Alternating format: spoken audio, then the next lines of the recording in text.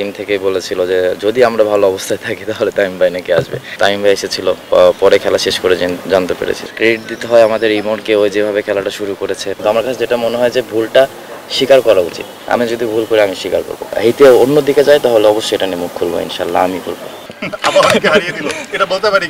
না, আবহানি তো আমিও লাস্ট ইয়ার খেলেছি, বা আবহানির ওই মানে ওই গ্রুপেই ছিলাম, শাইনপুকুরেও খেলেছি।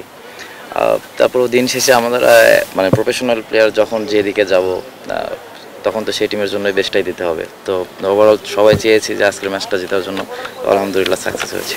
অবশ্যই বড় একটা ম্যাচ ছিল আজকে। আবহানি মোহামেডান সবসময় একটা এক্সাইট ম্যাচ হয়, বরাবরই আমরা শুনে আসছি ছোট থেকে যে এই ম্যাচগুলো অনেক মানে খুব কম্পিটিটিভ ক্রিকেট হয়।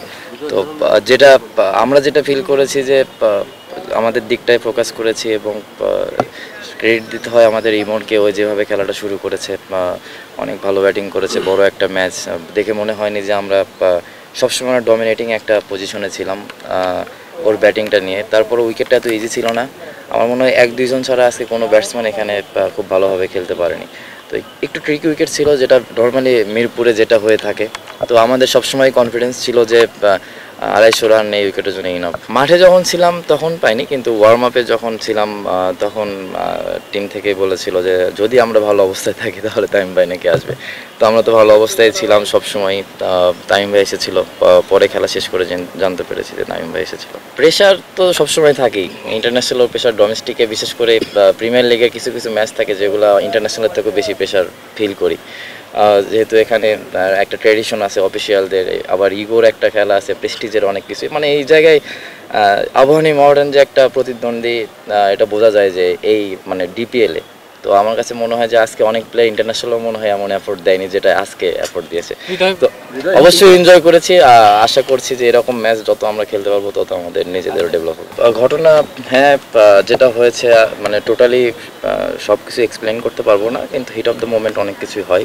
তারাও মানুষ, তারাও ভুল করে, কিন্তু আমার কাছে যেটা মনে হয়েছে যে তারা ভুল করতেই পারে, মানুষ মাত্রই ভুল, আমরাও করবো, বা আপনার প্রফেশন থেকে আপনিও ভুল করতে পারেন। কিন্তু আমার কাছে যেটা মনে হয় যে ভুলটা স্বীকার করা উচিত। আমি যদি ভুল করি আমি স্বীকার করবো, কিন্তু আপনি ভুলটা স্বীকার না করে আপনি যদি মনে করেন যে না এটা ভুল না, তাহলে এটা হয় না। সেই অবশ্যই তাকে আমরা রেসপেক্ট করি, সে ইন্টারন্যাশনাল আম্পায়ার, আমরাও ইন্টারন্যাশনাল প্লেয়ার।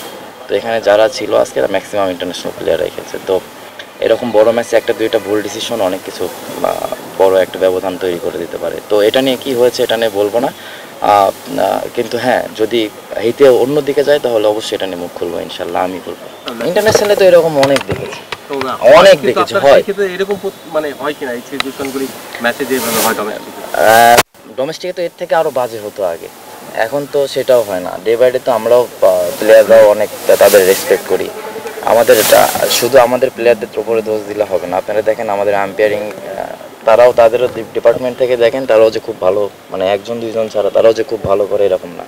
তো যখন এই মানে জাস্টিফাই করবেন তখন আমার মনে হয় যে দুই সাইড থেকেই দেখা উচিত, আমার কাছে যেটা মনে হয়। এটা তো বলেছি আগে যে অবশ্যই এটা যেভাবে খেলেছে এটা এক্সেপশনাল একটা ইনিংসই বলা চলে, কারণ শুরু থেকে মিরপুরের সকাল ব্যাটিং করাটা এত ইজি নয়। শুরু থেকে শেষ পর্যন্ত যেভাবে ব্যাটিং করেছে আমি মনে করি যে ফুল ডমিনেট করে ব্যাটিং করেছে। ওর কাছে মনে হয়নি যে একপাশে নাহিদ রানা বোলিং করেছে, ওদের বোলিং একটা খুব ভালো ছিল। তো আমার কাছে যেটা মনে হয়েছে ওই যেভাবে ব্যাটিং করেছে মানে অনেকের তুলনায় আজকে ওই সেরাটা ব্যাটিং করেছে। টিম ম্যানেজমেন্টের ওই রকম প্রেশার আমরা মানে পাই না। এটা আসলে ইগো একটা কাজ করে প্লেয়ারদের ভিতরে, এবং সবসময় চ্যাম্পিয়ন টিমরা তো ফাইট দেবে, অবশ্যই তারা বড় টিম, আমরাও বড় টিম, আমরাও চাইবো আপনার প্রফেশন থেকে আপনিও চাইবেন যে ভালো কিছু করার জন্য। তো আমরাও চেয়েছি যে ম্যাচটা যেভাবে আমরা জিততে চাই, জেতার জন্য যে হাঙ্গারনেসটা সবার ভিতরে ছিল এবং ওইভাবে এক্সিকিউশন করেছি।